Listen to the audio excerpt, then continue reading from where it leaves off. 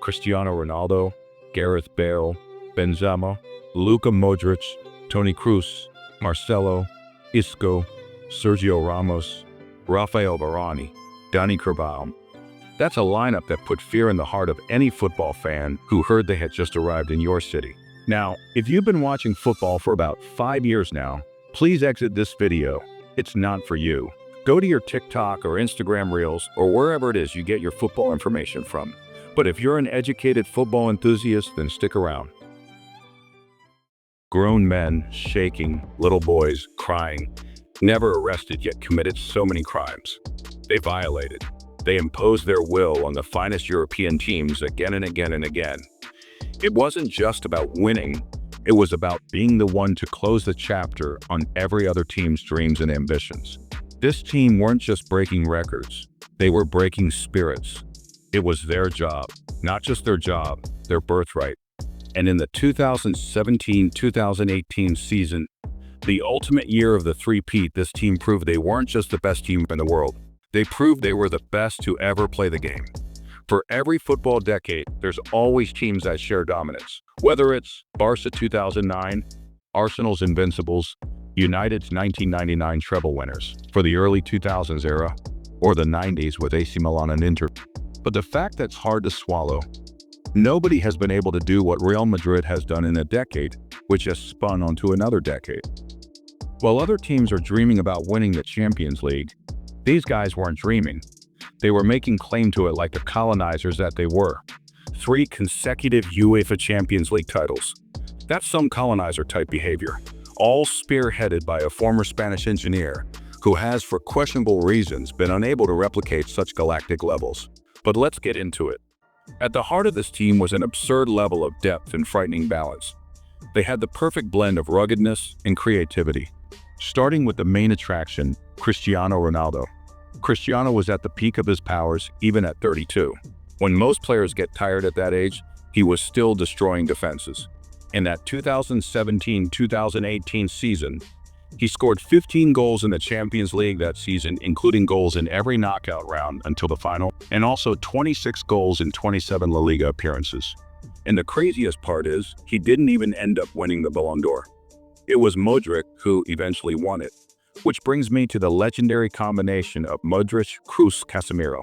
A midfield so perfectly balanced it could defend, control, and create in equal measure. Modric and Kroos would pull strings with crazy surgical precision, while Casemiro did the dirty work with grace and brutality. Then there's the Brazilian magista Marcelo.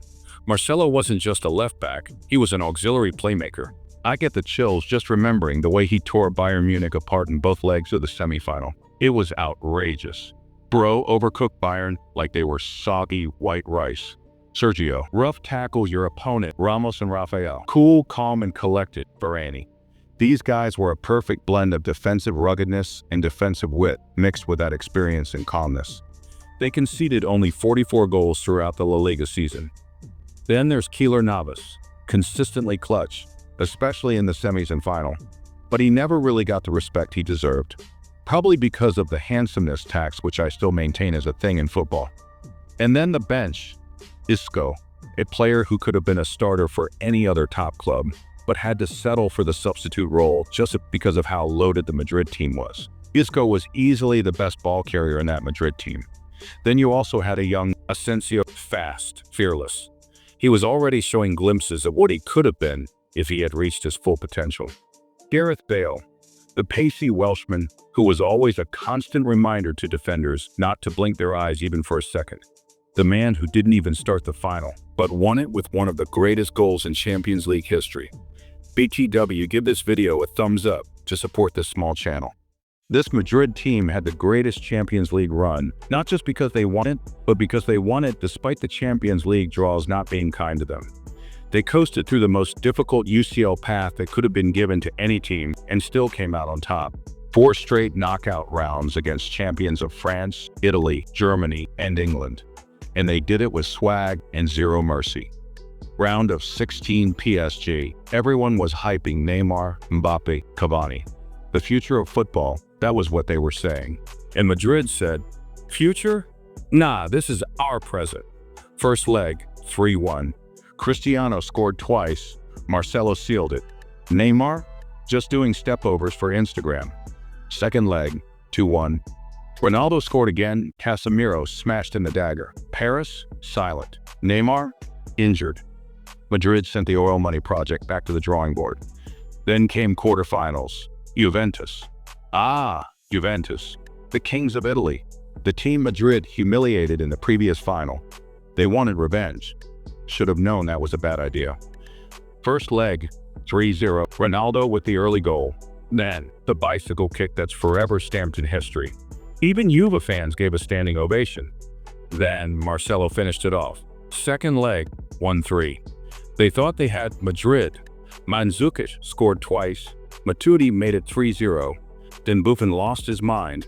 Ronaldo buried the penalty, and their miracle comeback turned into another wretched Madrid memory. Semifinals. Bayern Munich, German giants, the well-oiled machine. Ooh, so scary. First leg, 2-1. Kimmich scored, Madrid laughed. Marcelo equalized, Starboy Asensio gave the lead back. Second leg, 2-2. Big Ben smelt blood, scored twice. Bayern huffed, puffed, and Keylor Navas shut the door in their face, like Donald Trump to migrants. Then came the final, Liverpool. Liverpool, with the heavy metal football.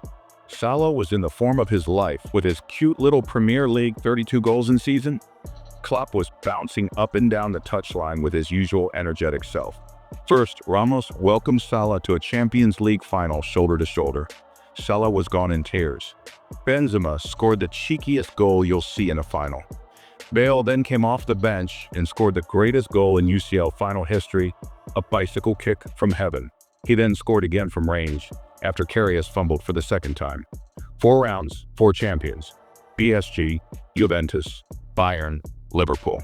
Madrid didn't need luck, didn't need easy draws. They just needed 90 minutes and a reason to make history again. So let's put the facts on the table. Only team to win the UCL 3 times in a row. A player scoring in 10 consecutive Champions League games. A team then finishes the season with 94 goals in just the league alone. A world-class manager managing egos, rotating perfectly, and winning every time it mattered. A squad where 9 out of 11 are Ballon d'Or nominees.